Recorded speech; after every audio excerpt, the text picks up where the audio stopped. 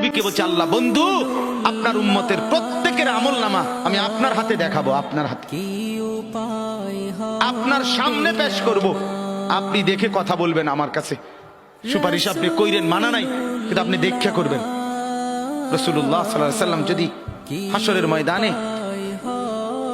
এরকম আমলনামা খুলে উল্টায় আর পৃষ্ঠার পর পৃষ্ঠা দেখে ফজর নাই, জোহর নাই, আসর নাই, মাগরিব নাই, ঈশা নাই, শনিবার রবিবার, মদ, জুয়া, অবৈধ উপার্জন, গান বাদ্য, নাটক, সিনেমা, জিনা, ব্যভিচার, বেহায়া, বেপর্দা সব উল্টায়, আল্লাহর নবী সাল্লাল্লাহু আলাইহি সাল্লাম তখন বলবে, উম্মত কি এটা?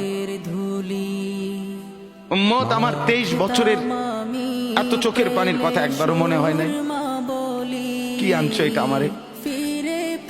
উম্মত তুমি জানো না আমি যে তায়েফের পাথরের আঘাতে পুরা পিঠ চালনির মতো জাজরা বানায় ফেলছে আমার? শোনো নাই তুমি? আমারে যে উহুদের ময়দানে দান দান শহীদ করে রক্তাক্ত করছে, তুমি শোনো নাই? আমি যে 14 দিন পেটে ক্ষুধার তাড়নায় পাথর বাঁধছিলাম, উম্মত তোমার মনে নাই?